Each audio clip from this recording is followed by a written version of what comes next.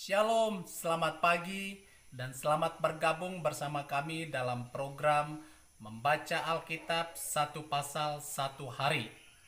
Baiklah kita mengisi hidup kita dengan kebenaran firman Tuhan terlebih dahulu sebelum kita memulai aktivitas kita hari ini. Dan semoga saudaraku mendengarkan suara Tuhan melalui kebenaran firman Tuhan pagi ini.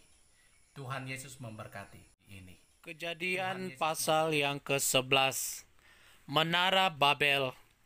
Adapun seluruh bumi satu bahasanya dan satu logatnya, maka berangkatlah mereka ke sebelah timur dan menjumpai tanah datar di tanah Sinear, lalu menetaplah mereka di sana. Mereka berkata seorang kepada yang lain, "Marilah kita membuat batu bata dan membakarnya baik-baik." Lalu bata itulah dipakai mereka sebagai batu dan tergala-gala sebagai tanah liat. Juga kata mereka, "Marilah kita dirikan bagi kita sebuah kota dengan sebuah menara yang puncaknya sampai ke langit. Dan marilah kita cari nama supaya kita jangan terserak ke seluruh bumi." Lalu turunlah Tuhan untuk melihat kota dan menara yang didirikan oleh anak-anak manusia itu. Dan Ia berfirman, mereka ini satu bangsa dengan satu bahasa untuk semuanya. Ini barulah permulaan usaha mereka. Mulai dari sekarang, apapun juga yang mereka rencanakan, tidak ada yang tidak akan dapat terlaksana. Baiklah kita turun dan mengacau balaukan di sana bahasa mereka, sehingga mereka tidak mengerti lagi bahasa masing-masing.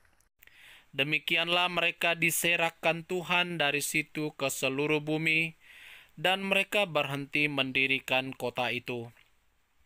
Itulah sebabnya sampai sekarang nama kota itu disebut Babel, karena disitulah dikacau balaukan Tuhan bahasa seluruh bumi, dan dari situlah mereka diserahkan Tuhan ke seluruh bumi. Keturunan Sem. Inilah keturunan Sem. Setelah Sem berumur 100 tahun, ia memperanakan Arpaksad 2 tahun setelah air bah itu.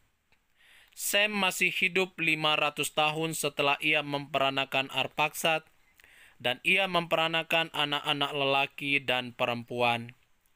Setelah Arpaksad hidup 35 tahun, ia memperanakan Selah. Arpaksad masih hidup 403 tahun setelah ia memperanakan Selah, dan ia memperanakan anak-anak lelaki dan perempuan. Setelah Selah hidup 30 tahun, ia memperanakan Eber. Selah masih hidup 403 tahun setelah ia memperanakan Eber, dan ia memperanakan anak-anak lelaki dan perempuan. Setelah Eber hidup 34 tahun, ia memperanakan Peleg. Eber masih hidup 430 tahun setelah ia memperanakan Peleg, dan ia memperanakan anak-anak lelaki dan perempuan. Setelah Peleg hidup 30 tahun, ia memperanakan Rehu. Peleg masih hidup 209 tahun setelah ia memperanakan Rehu, dan ia memperanakan anak-anak lelaki dan perempuan. Setelah Rehu hidup 32 tahun, ia memperanakan Serug. Rehu masih hidup 207 tahun setelah ia memperanakan Serug, dan ia memperanakan anak-anak lelaki dan perempuan. Setelah Serug hidup 30 tahun, ia memperanakan Nahor. Serug masih hidup 200 tahun setelah ia memperanakan Nahor, dan ia memperanakan anak-anak lelaki dan perempuan. Setelah Nahor hidup 29 tahun, ia memperanakan Terah.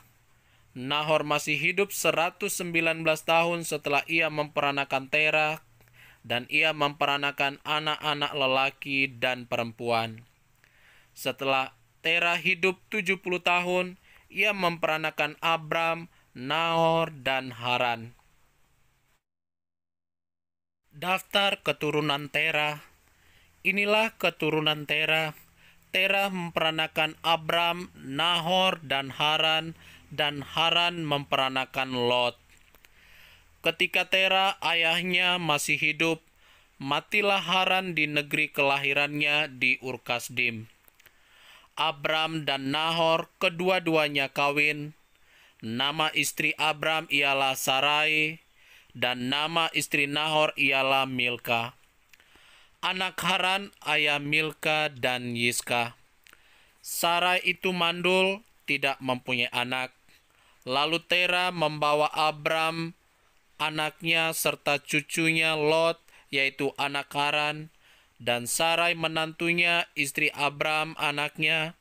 Ia berangkat bersama-sama dengan mereka dari Ur-Kasdim untuk pergi ke tanah Kanaan. Lalu sampailah mereka ke Haran dan menetap di sana. Umur Terah ada 205 tahun, lalu ia mati di Haran. Demikianlah